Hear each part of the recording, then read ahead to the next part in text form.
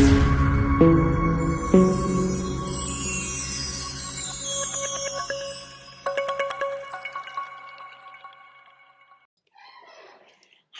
I'm Erin, and this is Simon, and we are the Simon Family Investment Ventures.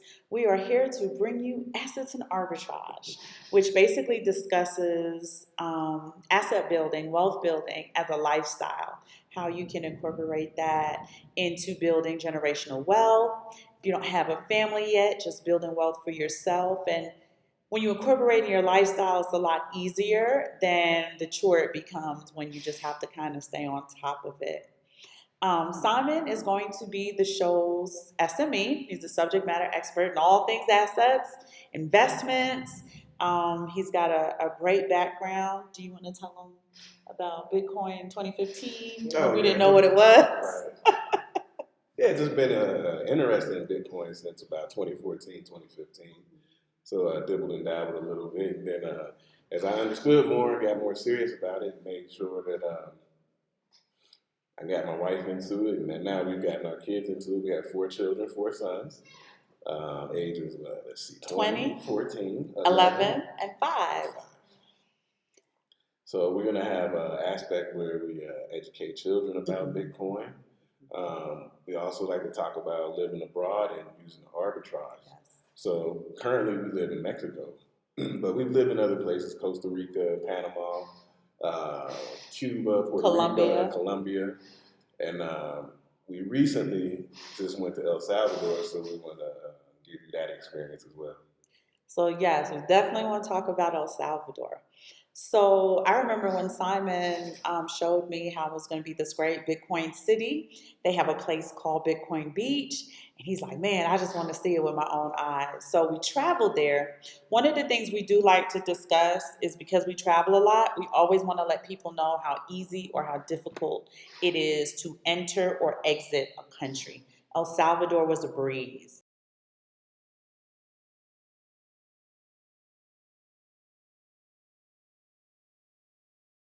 It's a fairly small airport. Once we got off the plane, we had to purchase our visa, which is 12 US dollars per person.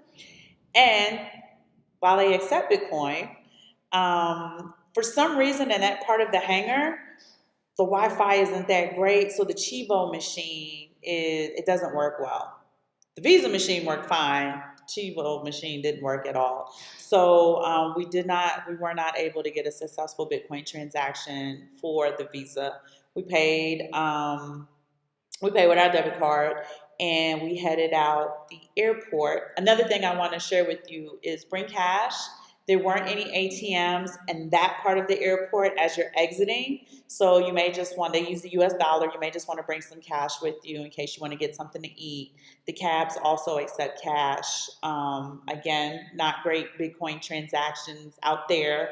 They're cabbies, so they don't have the Chivo machine. A lot of them don't even have them, a square where they can take the debit. They take cash in order for you to get to your Airbnb or your hotel. And I want to say that Visa is good for 90 days. So just so you know, you can go there for 90 days with a $12 visa. Yeah, they're really trying to encourage tourism there. The president wants investors, Bitcoiners, anyone who's interested in that space. They want them to travel to that country. So, like I said, it was very easy to enter into the country. So we headed from the airport. One thing we did notice was the American influence on El Salvador is heavy. So when we exited the airport, it was Pizza Hut, Domino's, KFC, any American restaurant, fast food place you can think of, McDonald's, Burger King, et cetera, is there in that country, and it's there in force.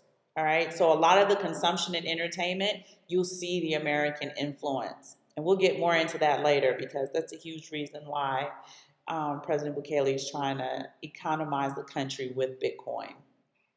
We headed to our Airbnb, beautiful penthouse, high rise in a place called Santa Tecla. It cost $40. I said 60, but it was 40. To get from the airport to Santa Tecla.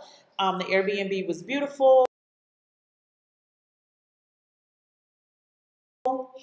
Lots of mountains, very scenic. We were high up. The mountains were just as high as we were. Beautiful flowers, nice neighborhood, very suburban. If I kind of turned you around blindfolded, you would think you were somewhere in the US. Now, there was a bit of a train track situation. So when you walk up the street, had a little hood vibe, but we liked it, right? Up the street and around the corner was a bakery, candy shop, fruits, and cafeteria style lunch and dinner. All of those people accepted Bitcoin. So we saw all of the signs that say we accept Bitcoin.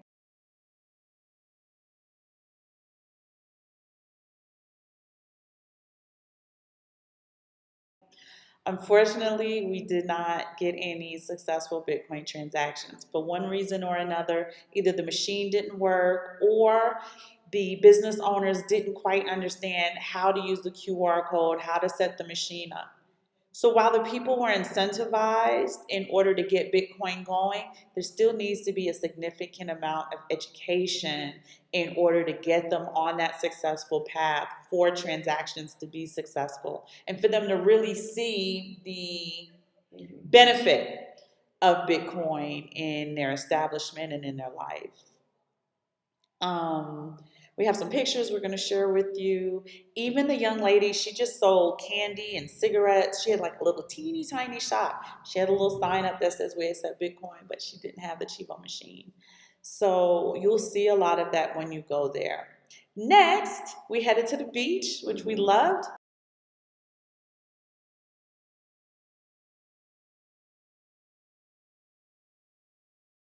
It was very hot, you guys. It was very humid.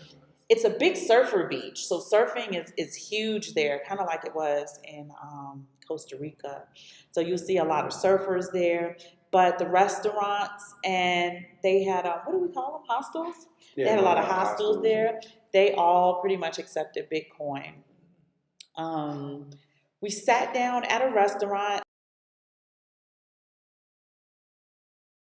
I had a margarita. He had a beer, and we were delightfully, you know, interested in the conversation that happened around us, right? There was lots of chitter chatter, whether it was about crypto, wallets, successful transactions, unsuccessful transactions.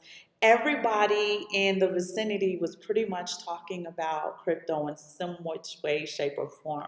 So it was really nice to be in an environment of like-minded people. We did have a little bit of engagement with people, but for the most part, we didn't want to bother too many people if they were on vacation. We're a couple. We were sitting down having a drink, so people probably didn't want to bother us. But I was pleasantly surprised at the amount of just environmental chatter about crypto because in Mexico, they're just now like, maybe we should look into Bitcoin.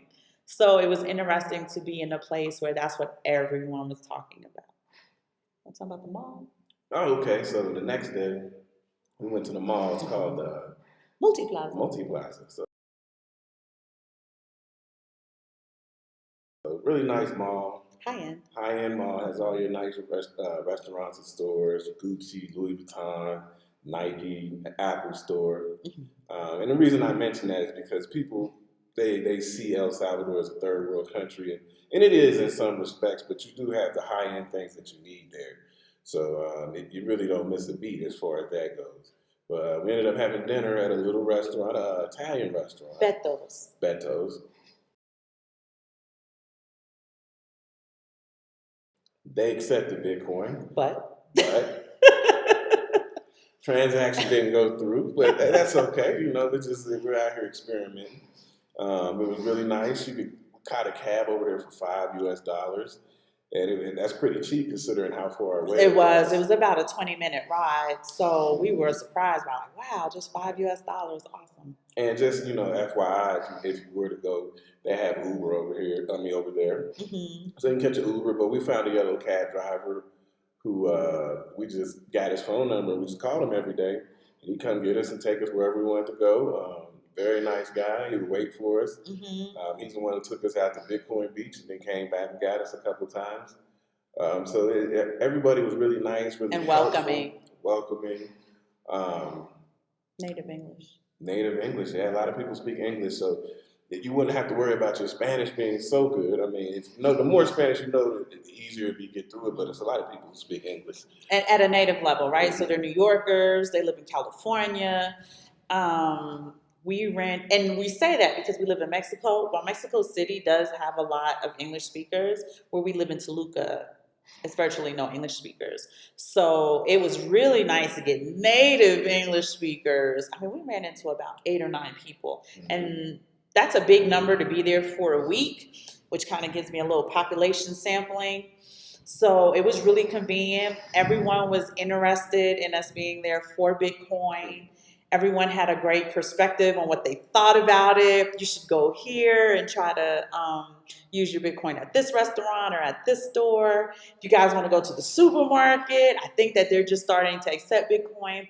But like we said, even with all of the word of mouth with the Bitcoin, we didn't have any successful Bitcoin transactions. They do have Bitcoin machines there, which again, right? There's a risk, right?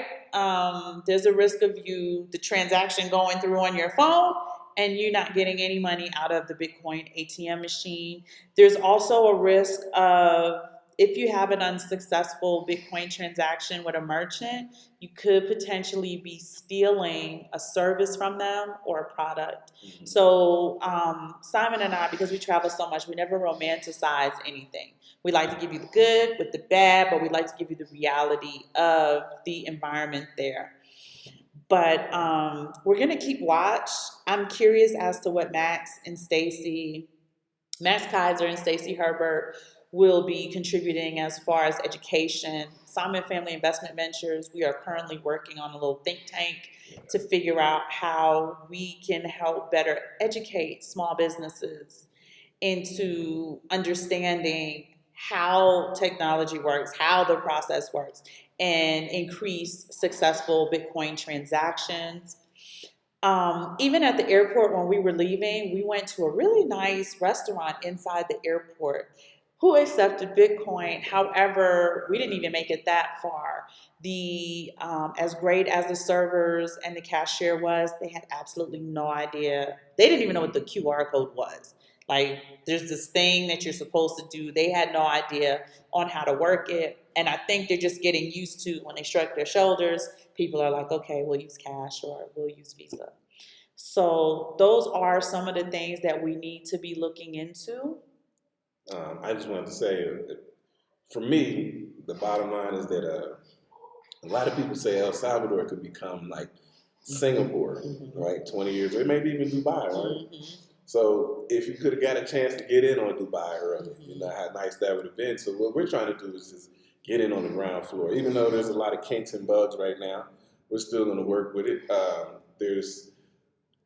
They're saying there's not been put into law, but maybe you stake some Bitcoin, mm-hmm. you can get residency. He's working on that. Yeah. So other things like you can get residency by investment. Mm-hmm. You'll get some tax breaks, mm-hmm. if you get that residency. Mm-hmm. So this is all kind of different strategic things that you can look into with El Salvador, especially for people, who like to buy real estate. Yes. We have the opportunity, mm-hmm. to buy real estate at a low price, like the townhouse or the condo we, mm-hmm. stayed in. So it looks like a pretty good emerging market. A viable opportunity, hence the arbitrage at some point. Yeah. We talk about how early in its infancy it is, but Simon's absolutely right? Dubai used to be a desert. It was just sand. And they built it into this beautiful, prosperous capital. It's like the place of places. And El Salvador, with some patience, with some consultancy, with some education, better propaganda, okay? Because you guys are mainly watching from the U.S. The U.S. is very particular and methodical about the type of propaganda for countries outside of the United States. Mm-hmm. So I don't know what your propaganda looks like, but it's typically going to be very negative, and it's going to have a spin on the events that actually happen. So I don't know how many of you heard, but sometime in March, I think it was like the third week in March, they did have a shooting in San Salvador by MS-13 where 62 people were shot, injured, and or perished. However, here's some perspective on it. Typically, San Salvador is the capital of El Salvador. And typically, in countries, the seat of government sits in the capital, which means it's heavily protected. Not only is it heavily protected, but the financial seat of the country sits in the capital. Things like that don't happen. It's kind of like that happening in Washington, D.C., right? It's like the chances of it happening are slim. So you want to start looking at why did it happen, right? The gang just, no, gangs are, influenced by money like any other organization. So we want to start looking at the sabotage of the country as it continues to try to economize and pull away from the US dollar. If runaway inflation is a problem in the United States, just imagine what it looks like in a third world country. So President Bukele's interest in his motivation in economizing his country with Bitcoin, which is an asset that is going to be deflationary instead of inflationary, is a conflict of interest for the United States in how they make their money. And the IMF. And the IMF. Also, what you guys may or may not be aware of is in these third world countries, remittance payments. So that's when you go to MoneyGram or Western Union and you send money from the United States to another country. That is usually top 3 for their GDP products, right? It is the majority of the capital that flows into their countries. So understand that you're now cutting out, if we go Bitcoin wallet to Bitcoin wallet, we are cutting out those exorbitant fees of Western Union and MoneyGram. And that third party isn't getting the capital that they're used to. So there is another incentive as to sabotaging, economizing a country like El Salvador, which is a relatively small country, from strengthening its economy with Bitcoin. So these are the kind of things you want to just see things for what they are. You want to see what people's motivations actually are.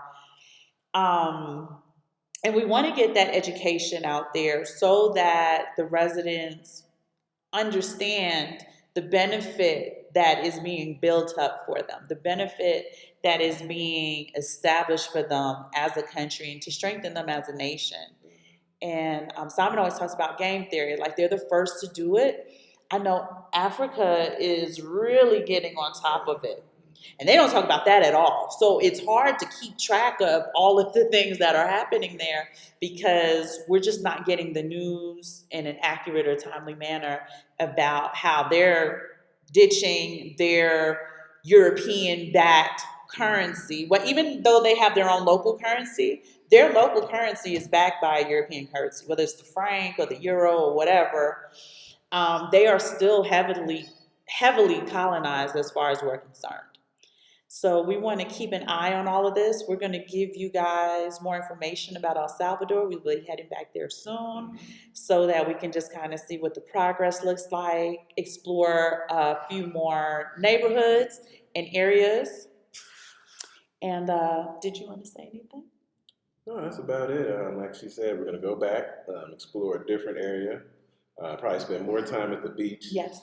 We really like the beach. It's just we were trying to get different perspective on how the people in see different it, areas. how they do they. We also like to talk to them about how they feel about the president. Just, most people that we spoke to really like him because I know they try to on social media they call him a dictator. So we're just trying to see how the people actually feel about the realistic perspective of their president. Many of them liked him. He's young. Right. The president and his wife, beautiful couple. So they're really excited about him. And then you have the people who do stuff old school. They're more comfortable with cash because they understand cash. But they don't understand it so much that they realize that runaway inflation is eating at it. So again, when we start looking at perspectives, that's extremely important. But we are going to continue to bring you great perspectives, great experiences. Hopefully, you guys can weigh in on some of your own perspectives and experiences.